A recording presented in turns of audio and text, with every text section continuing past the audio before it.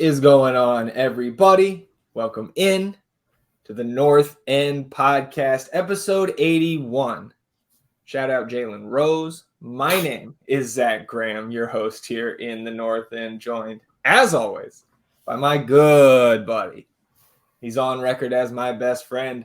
His name is Ian Michaud, and we call him E, a.k.a. Le E James, a.k.a. Sebastian Drew Easy, a.k.a. Eastradamus, a.k.a. Pap E O'Daniel, a.k.a. The Fashionista, a.k.a. Chili Willie, a.k.a. Joe E Chestnut, a.k.a. Eon Stonkel.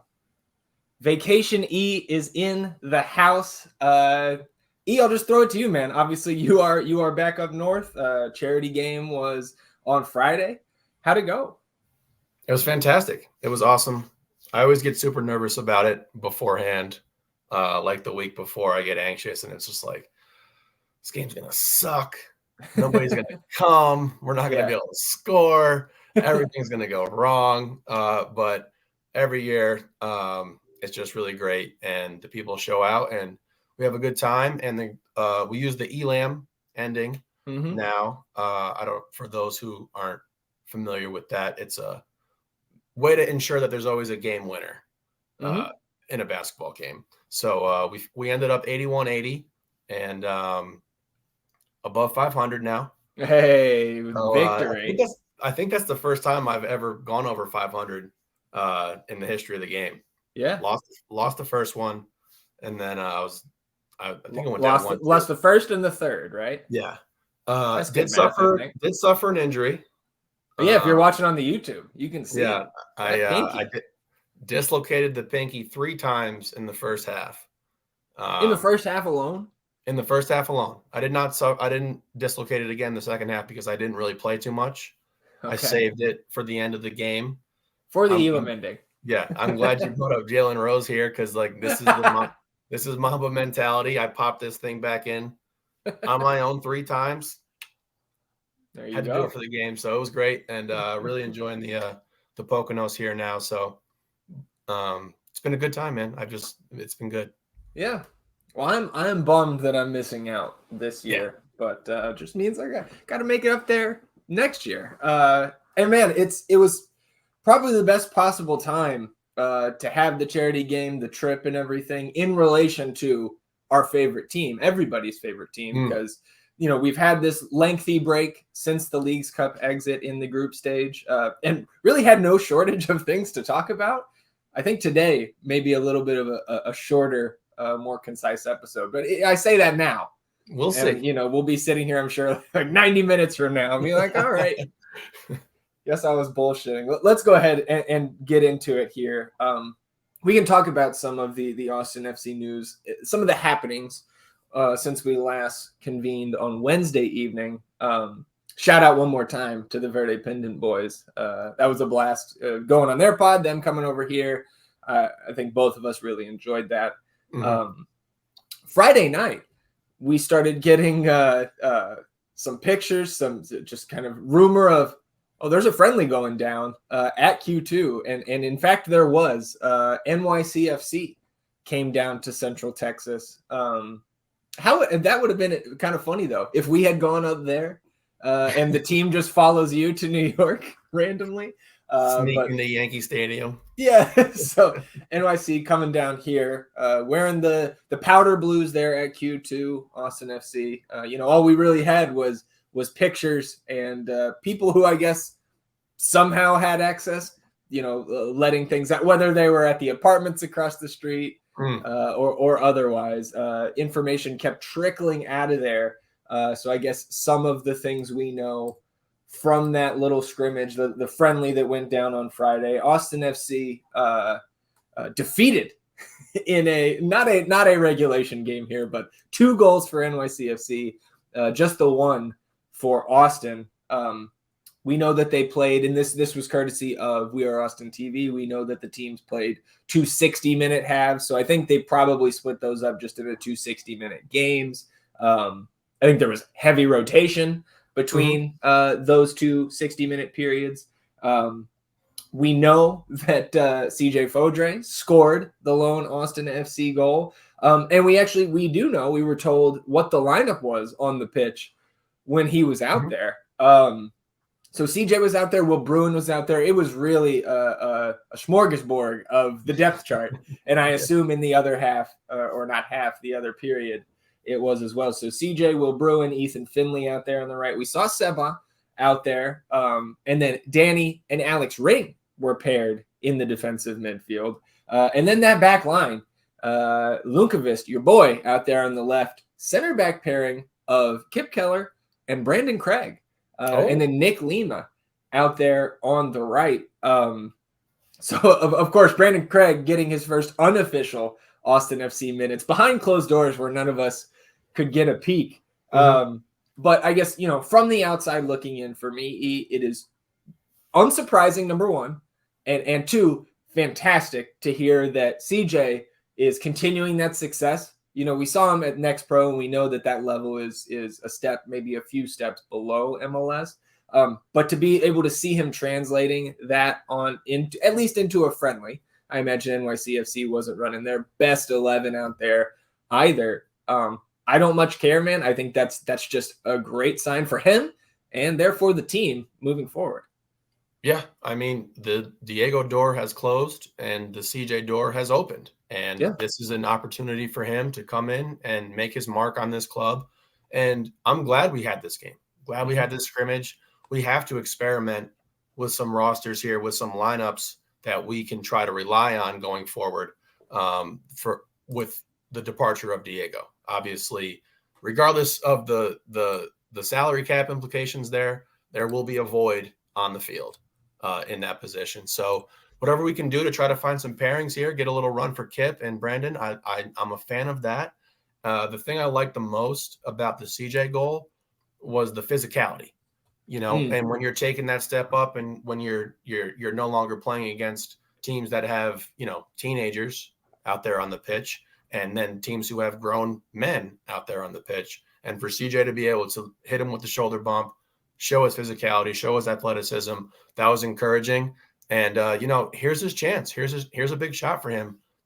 There's going to be minutes available on that left side. So I'm excited for him. I'm excited for the club. We have to find something here where we can try to build on it, right? Because like this, everything has changed now. The dynamic has changed. Where are we going to find another playmaker? So there's a lot of opportunity for guys here. And if they want to seize it, they can. Yeah. Yeah, I think that's well put. And I agree. Not so concerned with the outcome of the game, just that the guys got some run against a quality MLS side. They need it over this break. And this, of course, the last weekend, finally, of the break, will be back in action. The first team, rather, back in action next Sunday against St. Louis. So we'll have that game preview on Wednesday. That also gets us back to normal, right? Yeah. And that's going to feel good. Yeah. So those were not the only crumbs, I should say, to come out of the last few days. We did get a short 15-second practice video, I believe, Thursday afternoon. And of course, we go right to work seeing what we can find in those clips. And we did find some, I think, some meaningful crumbs here. I agree. Both Giassi Zardes and Maxi Urruti back in full, or at least doing full contact drills in this video. So we are assuming that they are back and cleared. You've also got a very, and if you did not see our silly screenshots, they're up on the Twitter account. There is a blurry, what looks like Emiliano Rigoni. The shape. In one of these clips. So maybe just being overly optimistic and hopeful here. But we did see a week before that he was in his practice gear at that barbecue, the team barbecue out there at the Performance Center. So we were kind of hoping then that means he's on track. We see what we think is Rigoni out there. And it does track with his injury timeline. That injury against Vancouver. And just one more time, Ryan Raposo can go fuck himself. That was July 12th. And so now sitting here, it was a 4-week timeline. Sitting here today, Sunday, August 13th, it would make sense that he is getting back to full health right around now. So hopefully he is out there. I know that doesn't get too many people excited. But again, like we said, when the trade happened, Emiliano Rigoni is somebody we are going to need down this stretch run, and he's going to have to step his play up as well in the absence of our ex number 14. Yeah, again, another guy who, here's an opportunity for you, man. And he has looked better on the left side. I'm not saying that is something that can continue or will. It's really up to Emmy at this point. And can he get his game up to a consistent level where he's always producing for us and he's always just being solid? And that's the question here that kind of lies on this left side of the ball with this club. You know, CJ has his chance now. Emmy has his chance as well. Even Rodney, you know, you can see him over there on that left side. So there's opportunity to be had. And if they seize it again, they do. And I hope Emmy can come out, be healthy, and play his best that he has for us, which, you know, isn't a very high bar. Right, for sure.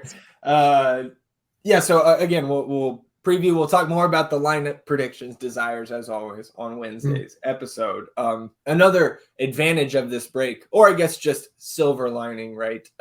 You know, if we're trying to look for positives with our team knocked out early in the Leagues Cup, it's given the media team time to release some of the kind of player profile type videos that they've been working on. We saw the Julio Cascante video, I believe, a week and a half ago.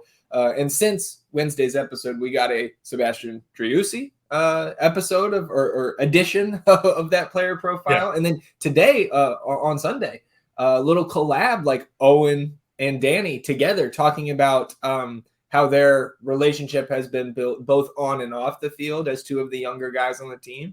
Cool. It was really cool to see that. And I think for me, it's just not a bad sign that these guys are tight off the field when they are so key to what we're trying to do in that midfield there, at least when they've been paired together more than any other midfielders, I think, there in the defensive half. So I imagine since you are out there with all our buddies on vacation, you didn't catch that one early this afternoon, but no. I know you will when you get a chance. Yeah, I have not seen that one, but I also think that that's really cool. And their dynamic is part of what makes us successful. So I am looking forward to seeing that. Yeah, it was a good one. Although I guess to be fair, I don't know when I've ever watched one of those media team videos and been like, nah, it wasn't good. Yeah, not for me. Yeah. I don't think we've even talked about this before. There is going to be a collaboration between the No Comply Skate Shop here in Austin and Austin FC, and I think there's going to be numerous pieces of merchandise, and I think they did some last year. I think there was some T-shirts, some skate decks, things like that. But what had everybody buzzing a little bit was a kit that's coming out of this collaboration.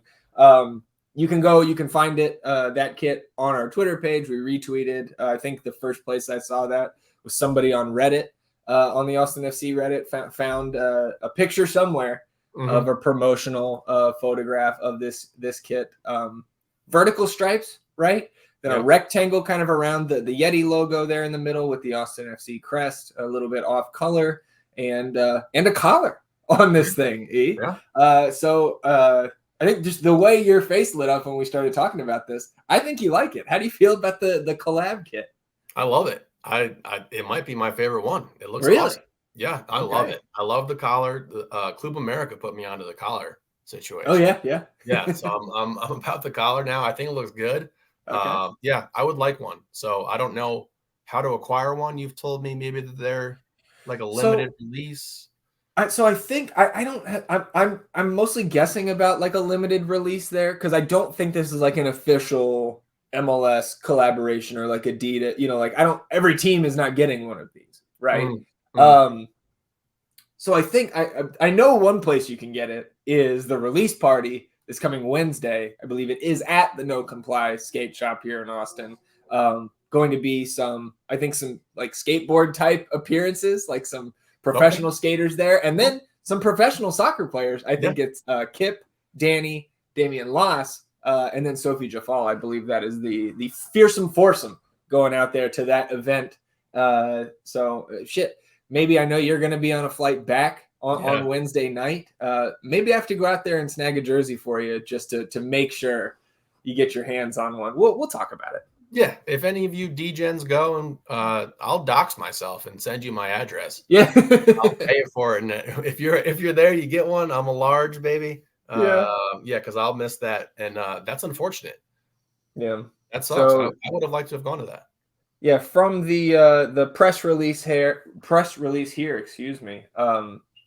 Looks like the celebration will feature a premiere of a new Austin FC inspired skate video, a first look at collaboration apparel, and a chance for community members to come together and skate. Doors at 7:30, DJ sets, and a performance by a special musical guest beginning at 8 p.m. Those wishing to attend can RSVP on that press release. You can find that on the Austin FC website or on any of their social media channels.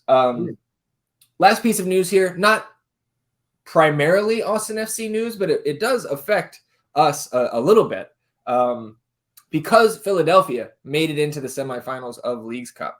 All 4 teams remaining will play 2 more games because there is a third place match preceding the championship match this coming Saturday.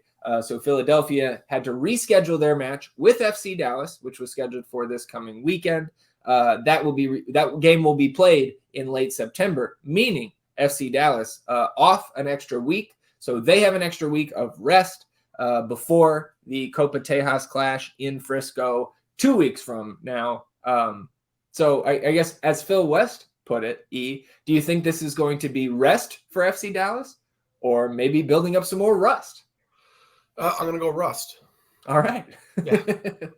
I guess you have to say that. We made our predictions for the rest of the season now. That's so right. You're going to have a victory there in your the prediction model there.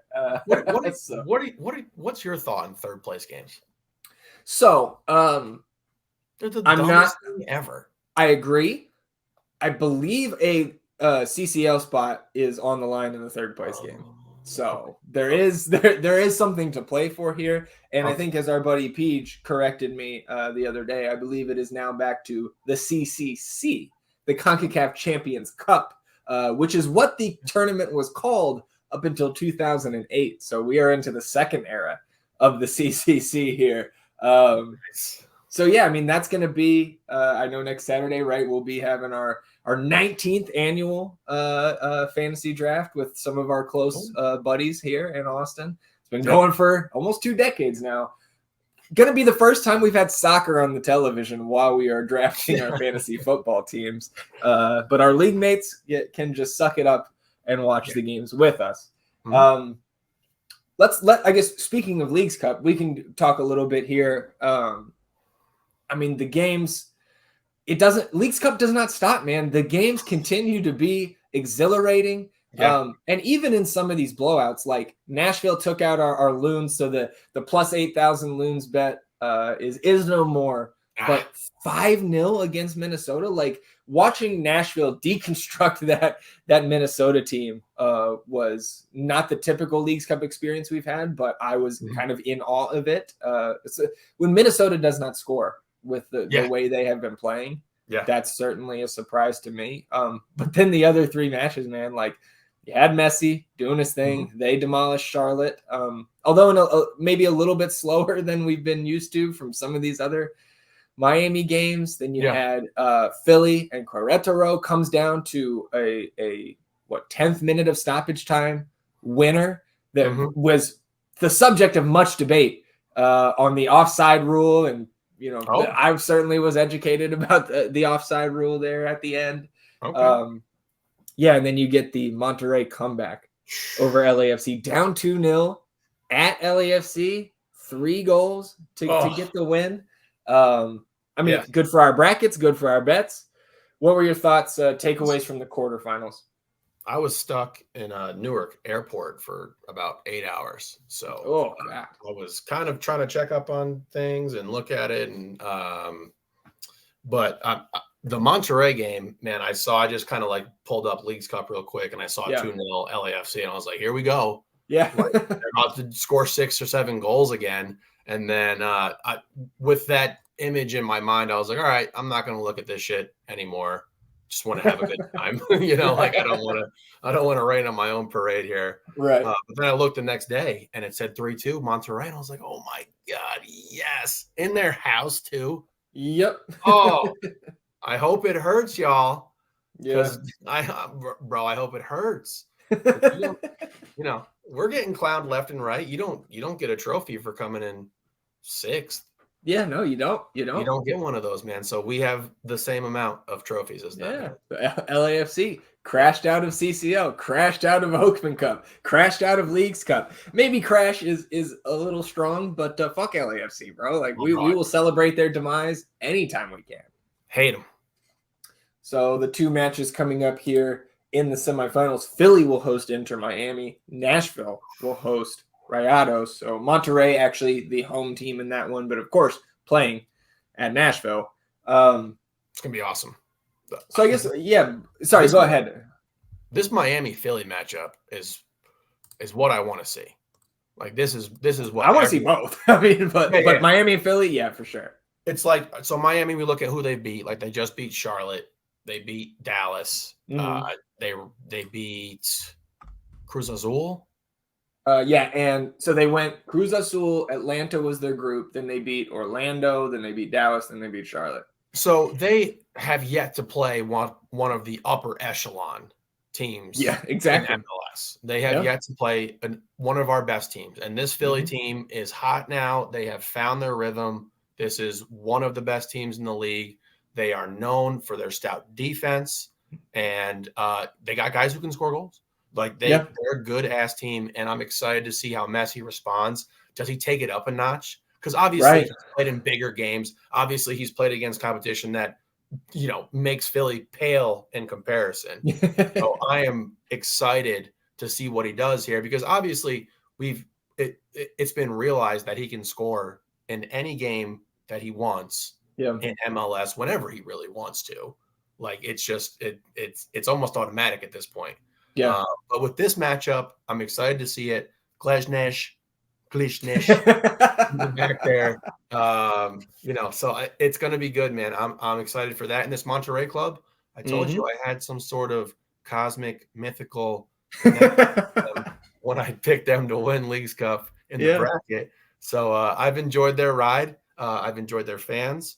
And I also don't like Nashville. So I have some skin in the game here. I'm excited for it. It's been a great tournament, man.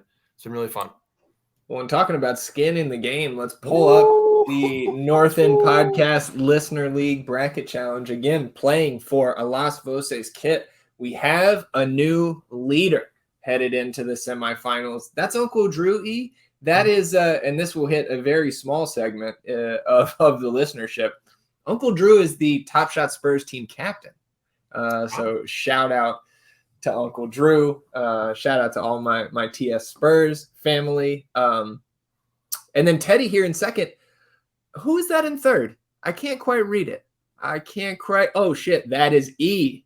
Oh, E, all of a sudden in third place. You mentioned your Monterrey pick. I mean, that is what is buoying you right now. You are now 5 points ahead of me, who is in fourth. Correct. So, man, I can't wait to buy ourselves a Las Voces kit when we win this thing. We'll see it. We'll probably just give one to the, since I think one of us is going to take it down. I can feel it in my plums. We'll have to give it to just the highest finishing listener, I think. Who do those two have? I believe Miami. Let's check on Uncle Drew here. His bracket, he's got knockout stage. Oh, he's got Pumas. Oh, he's got LAFC. He's done. Yeah, he can get points from Miami losing this match, and he can get points from Nashville losing this match.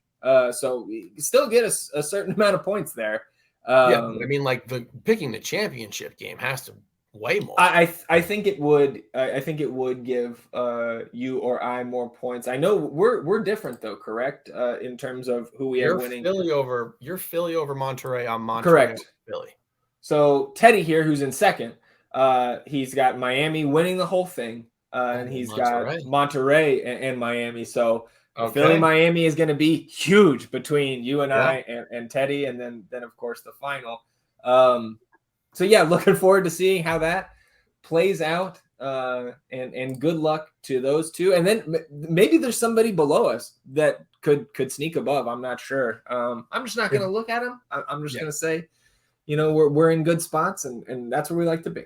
If we win, P. Michael Hayes buys us a jersey. I think those are the rules. 2 jerseys from P. Michael Michael Hayes. Jersey from the event.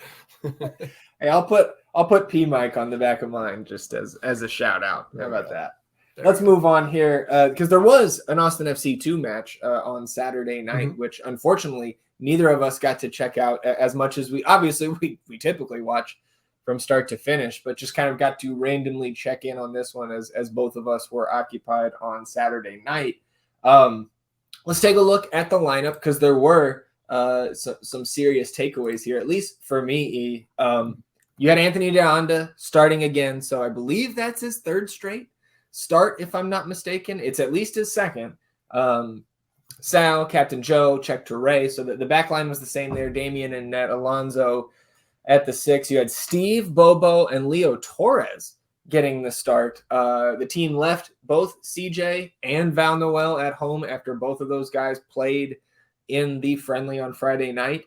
And here was the biggest surprise that I did not realize until the match actually started. You had Sebastian up top and AOC. Yeah. So I didn't realize this until I was actually watching a little bit of that first half. We were playing in a 4-4-2 with the double striker. Like, neither of those guys were out there playing on the wing. So interesting. To my recollection, this is the first time we have seen Coach Utley actually change the formation, at least that visibly, right? And it was great to see. The end result. Probably not breaking any news here. 2-0 Austin FC 2 victory. On the bench there, EJ, Cristo, Brian Ariano, Irvin Torres, Chris Pinkham, John Santillan, and then Eric Lopez backing up Damian. Any takeaways for you from the lineup, or what you may have seen in your various times checking in? It's interesting. We haven't seen it before. We haven't seen this before. I don't really know what it could be in response to. Maybe the lack of Fodre and David. Yeah, and Val, right? But I think what was surprising to me was Leo Torres getting the start. When you have guys like EJ and Cristo there. We just haven't seen AOC in so long. Yeah. Now he just inserted in the starting lineup for the first time, paired along with next to Sebastian. To Pignot there, and man, this dude has been fucking balling. yeah, holy man. Shit, bro. Yeah. You made me privy to his 2nd goal there, and to go watch that on the Austin FC 2 Twitter. Yeah. If you haven't done that, I definitely recommend it. You get the classic next pro shot, one angle up the field, full vision. But basically, he goes 50, 60 yards solo mission and nets it. To the far post there. Just a really great take. Did I call 2-0 on this game? No, I did. You called 1-0. Hey, Zeestradamus. And okay, look. I think we're gonna have to go back. We're gonna have to rewind the tape. I might right here. I'm going to splice in how I said this game was gonna play out. Okay? Because I said we just listen to it. Okay. They come and they don't just get the 1-0 revenge. They add a second on late as San Jose stretches it out, trying to equalize. Give me 2-0 FCito here over Quakes 2. Not bad. Not bad. What's the reverse of Yeah. Guess we need to work on our soundboard. We're not used to that one. I took a couple notes here, not all of them pertaining to the actual game. I saw Czech. I know he hasn't played every single game in the Braids, but it seems to me like the hair's getting a little bit longer. He had it it's not quite like Ben Wallace style, but letting it flow. And I thought he again had a very solid game from I think probably 25 or 30 minutes of this that I got to watch. And you were talking about that. We always kind of take jabs at the single camera angle. At least in the first half, from what I saw, they're they were having issues, and fans were standing up in front of the camera, getting on the phone. Like it was the full Next Pro streaming experience.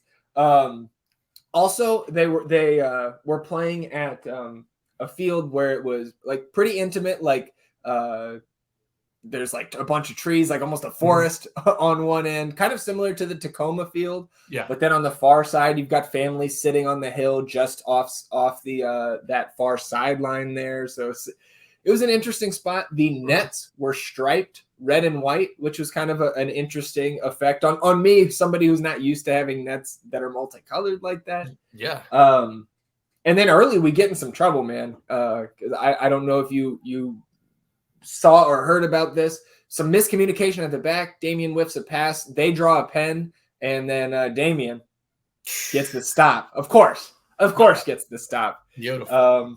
Preserving the shutout. And to be honest, man, the first half was extremely uneventful. Austin did not have a ton of chances in the game as a whole, and especially in the first half. And then Coach Utley at the half makes 2 changes. He brings EJ in for AOC. He brings Chris Pinkham in for young Anthony DeAnda. They also, Roberto Hadigan came in at the half for San Jose. He was the goal scorer down in Austin. And it does not take long for EJ to make a huge impact.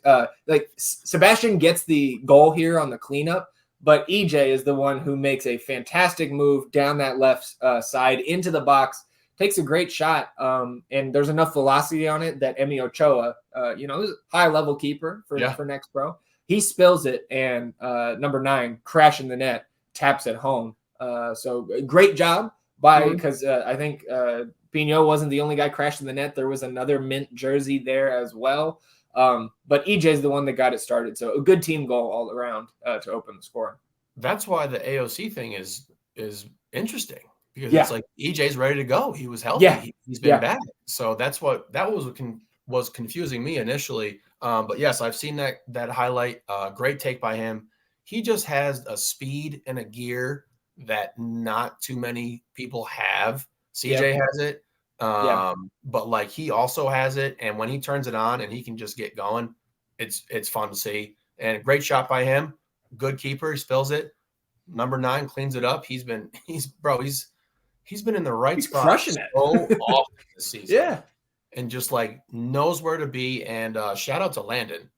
Because when we first saw Pinot up at the pitch there, and and Landon was there, and he was like, if you can just get this guy with his body to like know where he needs to be, it's gonna be awesome. And we were like, all right, and he's spot on here. And shout out to Sebastian, man. He's stepping it up, like he stepped it up. It stepped it up in the sense that he is now Austin FC2's leading goal scorer. 6 goals for Sebastian on the season. And now 19 appearances with 10 starts. So yeah, I mean he's doing well.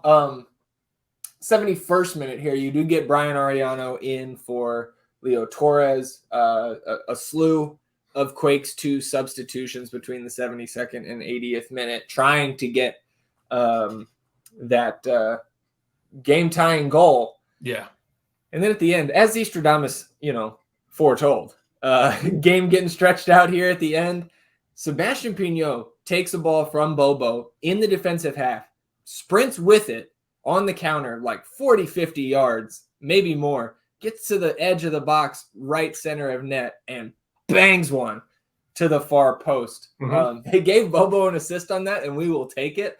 But that was, that was pretty much all number 9. And again, his 6th goal of the season there. And that was the most physically impressive goal I've seen out of Sebastian.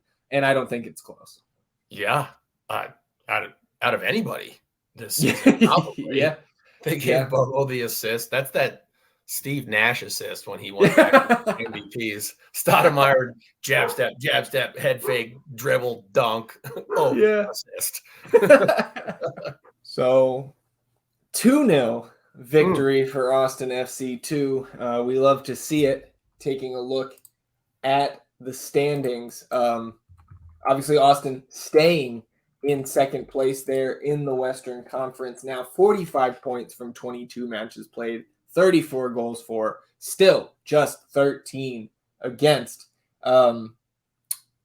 Dynamo Dos did defeat Rapids 2 in Colorado this past week. So we still have, or Rapids 2 still has a game in hand on Austin FC 2, but now just 3 points and 2 goals separating those two clubs. So still with 6 games left for us, 7 for Colorado, still first place very much within reach. And I guess one thing we did want to do now that we have 6 matches left in this regular season, let's take a look real quick at the standings, and let's take a look at the playoff format. I know we discussed in particular the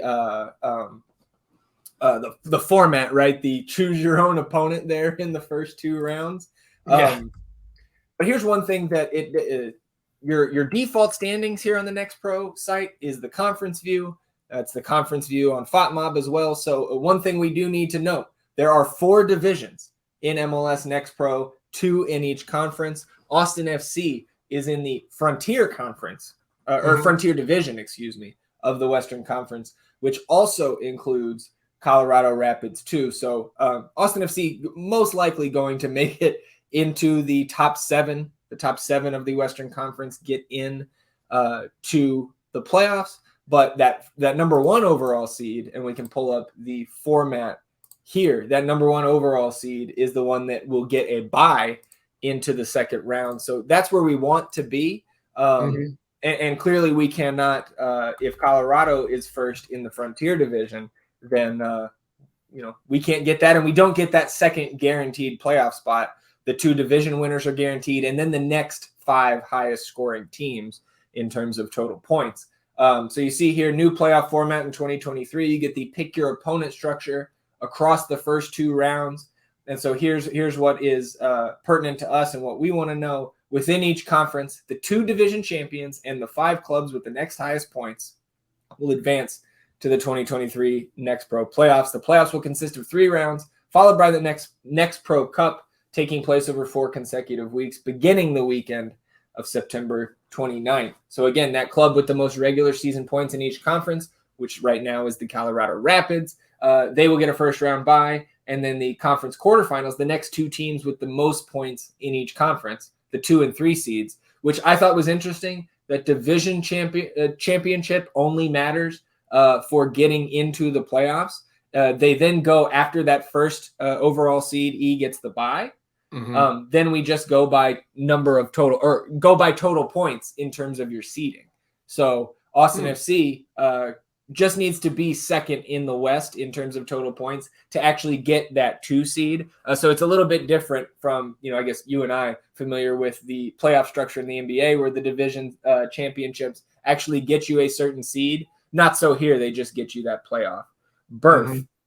So pulling those standings back up here for a moment. Of course, we are currently in the 2 seed, but maybe taking a look at, kind of the magic number, if you will, like the playoff line here in the West. So now we've got the conference view up here. We can zoom in a little bit. So you see that playoff line right there. Loons 2 sitting on 34 points. They are the 7 seed currently. Then Whitecaps 2, the 8 seed. They are sitting on 30 points. Both of those clubs have a game in hand on Austin. Austin and San Jose 2, obviously the teams that played last night, they're the only 2 clubs in the top 10 of the Western Conference sitting on 22 matches. So pretty much everybody we're concerned with in terms of the playoff picture has a game in hand on us.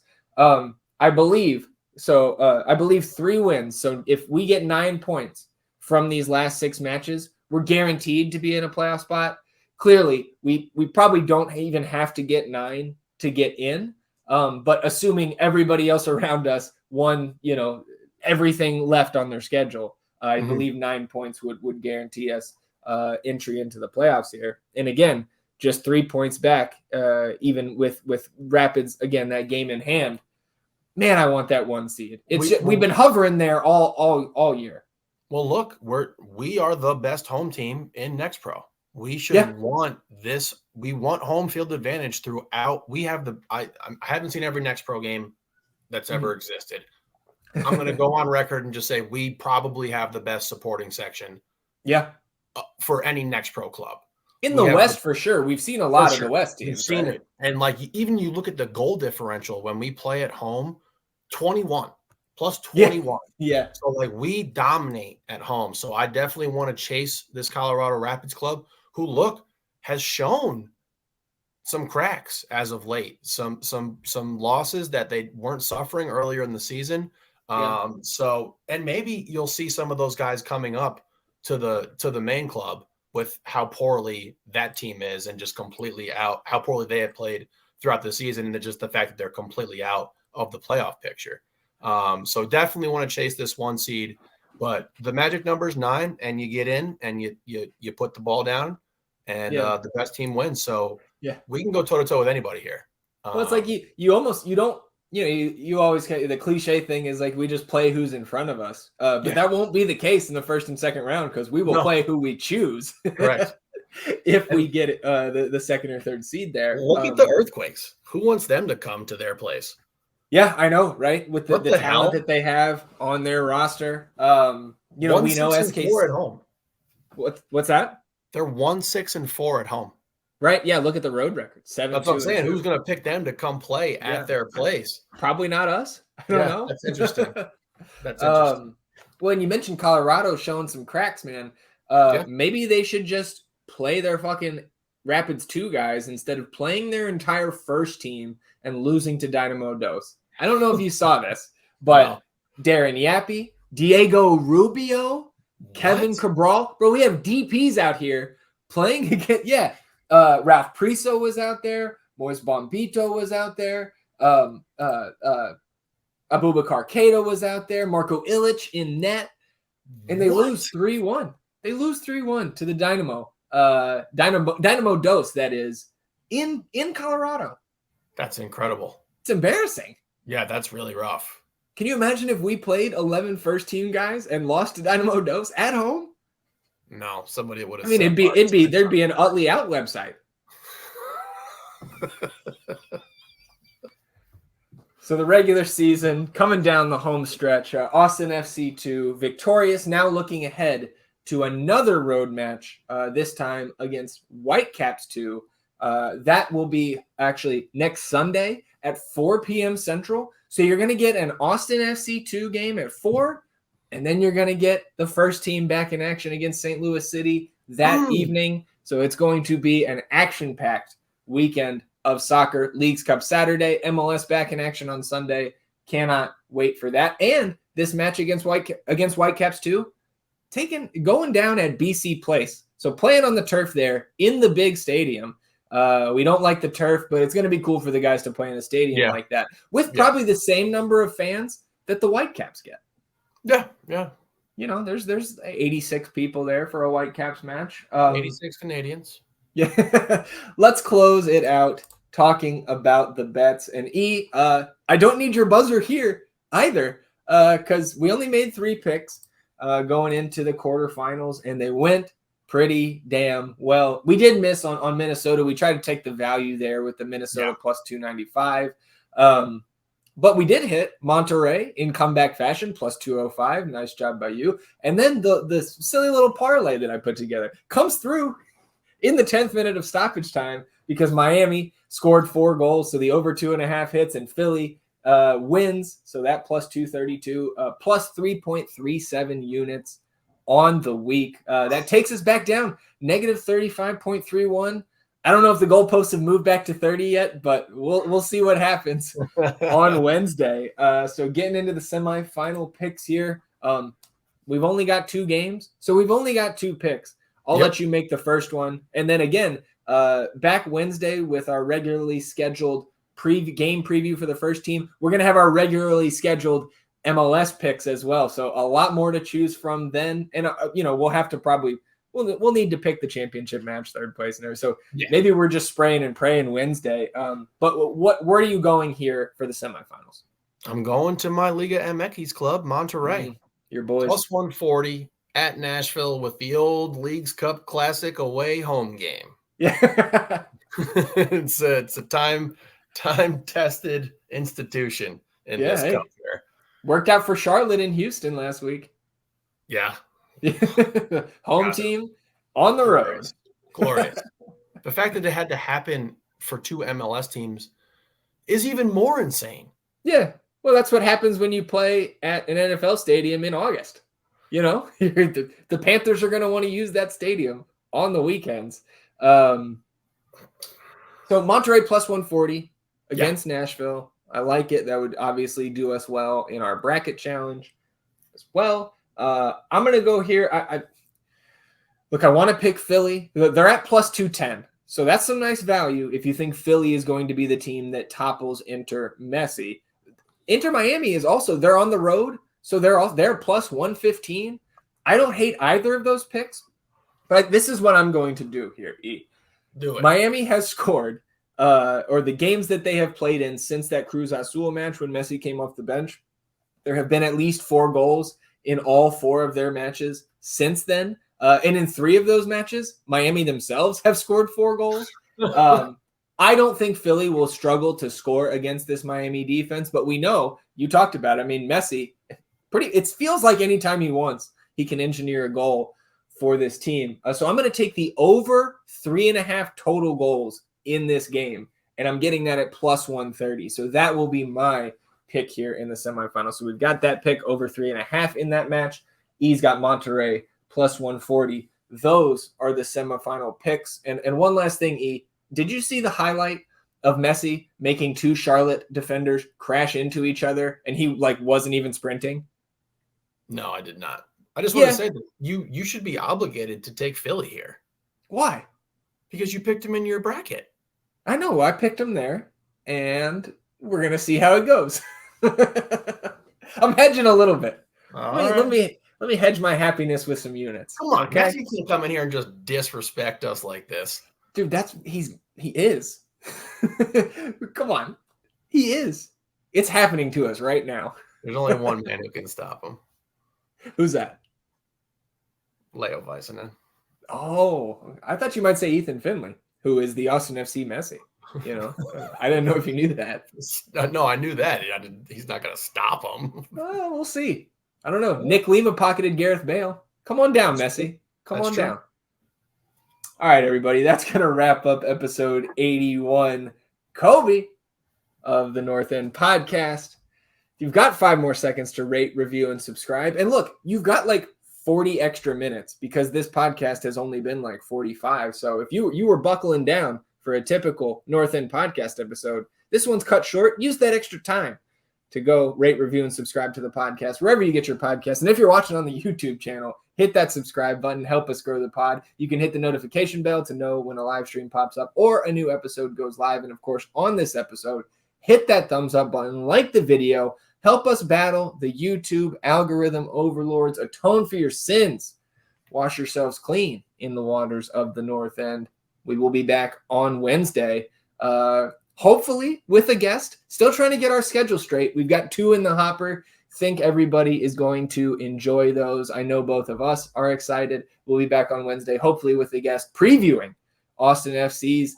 I almost said 2 because I'm getting used to that. This is Austin FC's matchup against St. Louis City. We'll also preview Austin FC 2's matchup against Whitecaps 2. Talk about Leagues Cup, the bets, all that other nonsense. Hey, Best Ball's coming back, E. Can't wait for that. Enjoy the beginning of your week, everybody. We will do the same, and we'll see you back here on Wednesday. Until then, he's Vacation E. I'm Zach. Vamos Austin FC, everybody. Goodbye.